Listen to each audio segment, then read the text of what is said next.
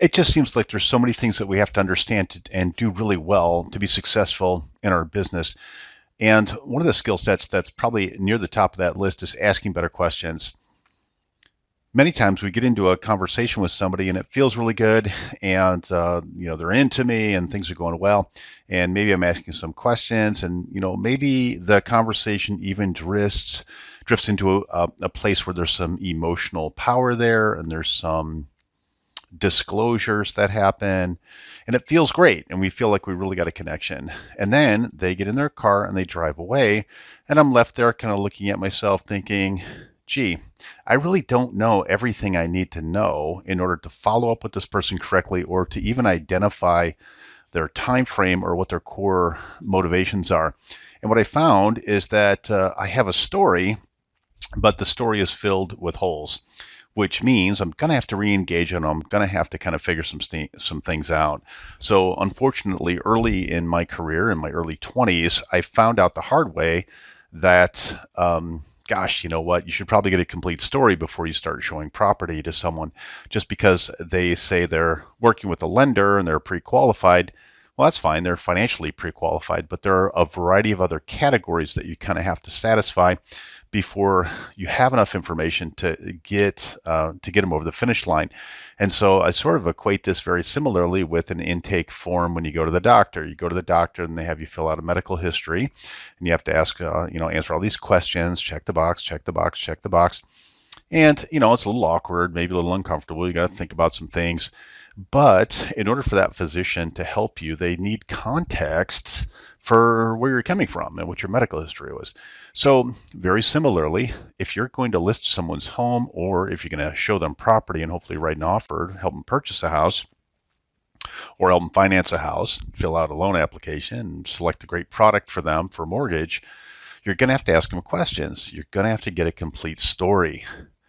Now, for the sake of this discussion, I've kind of assembled 6 different categories that I think are very important in terms of your understanding where somebody is in the process. And the categories are as follows: experience, urgency, ability, status, requirements, and motivation. Experience, urgency, ability, status, requirements, and motivation. So one by one, let's take through and maybe jot some notes down, and there's some additional material on this that I can get to you as well. Experience questions, the experience category. So this category is very simple. What it deals with is events that have happened in the prospect's past experience. So this person is an expert in their past experience, right? So if I asked you, what's your favorite color? You're going to say red, blue, whatever you say. And it doesn't take a lot of difficulty to answer that question, because you're an expert in your own past, you're an expert in your own preferences, and that thing happened in the past. If I say, gosh, what city do you live in? And you don't have to struggle with that. You know what city you lived in. I'm asking experience questions because I'm trying to build some rapport. These questions are matters of the past, they're easy to answer, and the prospect is an expert in these things. Got it. Second category, urgency. Urgency is really important for you to understand because it's going to help you order your follow-up, and it's going to help you identify who's next when it comes to engaging your customers. Very important. So urgency is a little bit mushy because what will happen is sometimes you'll ask somebody, so you can tell me a little bit about when you're thinking about moving, and the answer comes back, and the answer is, oh, next year, right? So, it's kind of a throwaway answer. Next year. Great. So I don't really have any information, so I'm going to have to ask for some specific detail. And so what I'm going to do is I'm going to get that time frame by finding a milestone in a sequence and backstopping it into a calendar. So here's what I mean when I say this. I don't really believe in time. What I believe in is sequence. There's a sequence of things that has to happen from now until some point in the future when this person transacts. So if I get the answer and someone says, oh, well, I'm going to move and it's going to be next year. Great. So I will lead them a little bit and I'll say, okay, well, is that at the end of the calendar year? Is that school year? School years in September, summer? Tax year ends in April. So what are the milestones during the year that I can better quantify and qualify somebody's intent? It's really important because if you can't establish time frame, you're kind of dead in the water. Number three, third category, ability. Ability is just basic financial questions, and that's finance, lender, source of funds. Are you contingent? Do you have a home to sell? Job/career. Basic financial ability questions. Next category is status. Status is sometimes gets a little bit complicated, and so status has to do with who's the decision maker. Now, you might be dealing with a couple, you might be dealing with an individual, but sometimes there is maybe somebody else that has veto power over this decision-making process, and you don't know about that. And they're not even in the room. And so, for an example, might be maybe someone's getting down payment assistance from a relative or from their grandmother or somebody, and so Granny might have veto power in this decision. And unless you kind of probe a little bit deeper, it's going to be difficult for you to uncover that without asking some sort of specific question. A good example of that is somebody might say, oh yeah, I'm pre-qualified with my lender. Okay, gosh, that's wonderful. Get in the car, let's rock and roll. And then at some point they're like, oh yeah, but I am getting the money from my grandmother for down payment, and she has to see the house before we go forward. And you're dead in the water. So how do you prevent wasting your time, and how do you get to this, how do you get to this understanding? It's simple. You ask questions, right? So the next category is basic requirements, right? So the fifth category is basic requirements. Most professionals, I won't say professionals, most salespeople live and die in requirements. And what that means is basic utility for the house, the neighborhood, features of the home, and the size of the home. So what are you looking for? Well, I'm looking for a 3-bedroom home, 2.5 baths, 1,700 square foot, 2-car garage, big backyard with a fence. Great. So at the end of the day, that just described 20% of the real estate in the United States. So it's really not helping you very much. Now, do you have to know those things? Yeah, you do. But there's no real power. There's no real emotional angst behind those very simple questions. They're basic utility questions. The final category is really important. The final category is motivation. Okay? Motivations really have to do with where is the emotion in this process? Where does the emotion live? What are the elements and what are the things about moving, procuring a next house, selling a house? Where's the emotional power in this decision? What is the key to action? What are the core reasons to go forward, right?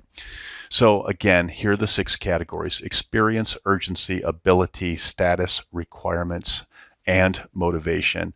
At the end of the day, your goal is to get some kind of reasonable answer in all of these categories to start formulating a full picture. So as a professional, you're going to be able to provide a level of service that other people will not. You'll also find that as you're filling these categories, your prospect they're actually going to start getting into it a little bit. They'll be like, oh, is that, this guy really knows his stuff, because wow, that's a really good question. Sometimes while you're asking these questions, that prospect might have difficulty answering it because they haven't really ever thought of it themselves. And now they're like, oh gosh, you know what? Yeah, I guess we do need 4 bedrooms. But if I say, all right, you need 4 bedrooms, can you help me understand a little bit about those bedrooms? Are those all for the kids, or is it a guest room? Is it an office with a door that shuts? Like, oh, no. We need a guest would a master, and a home office. I'm like, oh, okay. So maybe a 3-bedroom would work just fine, provided the home office was adequate enough. Would that make sense, right? Well, maybe yes, maybe no. The key is, if you don't ask questions, you're not going to get answers. And if you're not asking questions, you're really not doing your customer a service. You might find that you end up wasting a lot of time showing properties that are not going to line up with this person's core needs unless you go through this process. Okay, now that we've established there's some basic categories, and that's experience, urgency, ability, status, requirements, and motivation, we have to start talking about some of the mechanics of actually asking questions. And so I'm sure a lot of you have already heard, oh, there's closed-ended questions, open-ended questions. So we all know a closed-ended question is going to be answered with a yes, no response or a one-word answer. What's your favorite color? Blue. What city do you currently live in? Seattle. And so very definite, very finite and very specific pieces of information are either being validated or elicited with a closed-ended question. Open-ended question is who, what, where, when, how. And these are open-ended questions, and this is designed to help feel a little bit more conversational. I don't necessarily use the word why, although I will get to why at some point using some other method, but sometimes why can be problematic. Maybe it feels like you're asking someone to justify their position. So for example, what's your favorite color? Red. And I say, oh, well, why? Right? So it doesn't feel friendly. Necessarily what I'm trying to do is encourage a friendship. I'm trying to let this person know that I am listening to them and I'm helpful and I'm not challenging them. What I'm trying to do is get as much information out of them and make them as comfortable as possible. All right, so we have closed-ended questions, open-ended questions. Some people can effectively use a tie-down. So tie-down questions are, I'm going to make a statement, and there's a 100% chance that you're going to be in agreement with my statement. So use tie-downs sparingly, but they're also very valuable if you can effectively use them. A tie-down is I'm looking for a little tiny agreement along the way on a little piece of specific information. So it's not the entire home purchase. What it is just this little detail. And so an entry point into that question might be, you know, wouldn't you agree? Does this make sense? Does this work for you? Do you feel like we're on the same page? So one of the things that I like to do is I'm showing property and someone's got very favorable body language, a lot of head nodding, and feels like it's pretty good. Leave the house, close the door, put the key back in the lockbox. I turn to him and I'll say something like, so, you know, was this helpful? You know, was this helpful for you? Do you feel like, you know, seeing these couple of properties that we've seen, it seemed like they're really decent properties. Has this been helpful for you? Right? So because I've kind of monitored them along the process, I'm 100% sure they'll say, oh yeah, oh my gosh, that's very, very helpful, right? What am I doing? I'm doing this because I need this person to express out loud to me that I'm helpful. I need them to understand that I'm helpful. I'm helpful. I'm helpful. I'm helping them get through this process. I'm establishing a link. I'm creating a little bit of ownership on a little tiny detail. And it's really important. I know this seems like a very small detail, but it's not that small, because ultimately what's happening here is this person is starting to feel more of a bond with me because I'm creating an environment where they're able to operate and they're answering my questions and we're coming into little tiny agreements. And it makes sense. It makes sense. It feels good. Okay, last category for at least this discussion is there's actually several types of questions, right? But for this discussion, we're talking about closed-ended, open-ended, tie-downs, and my favorite, which is light command. So a light command type of question basically means that I'm not asking a question any longer. I'm demanding information, but I'm doing it in a really gentle way. And so how I might start that sentence is, help me understand, share with me, tell me, could you explain for me, or could you expand on that a little bit, or could you add a little color to that? And so it's very difficult for a prospect to look at you and give you a one-word answer. It says, well, could you help me understand a little bit more about your current living situation? You're not going to get a yes or a no, right? You better not, better get something else. And then there's another simple principle, and that is from out of the abundance of the heart, the mouth confesses. Out of the abundance of the heart, the mouth confesses. Simply this. Policeman, police officer pulls you over, window goes down. What's the officer say to you? He'll say something like, do you know why I pulled you over? Right? And so let's say you're actually very guilty of some sort of thing that this officer has no idea what you're guilty of. But it's at the top of your mind. It's bubbling over in your heart because you're doing something you shouldn't be doing. And you say something like, you pulled me over because I was going 100 miles an hour. And he said, no, I didn't notice that. You actually had a burnout taillight, but could you please step out of the car? So here's the situation. When you're dealing with buyers and sellers, they are going to be in an emotionally heightened state, particularly if they're drifting above that strike zone in terms of their motivation.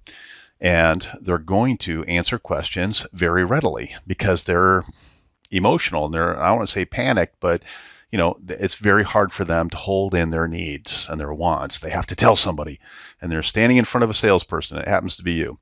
Congratulations.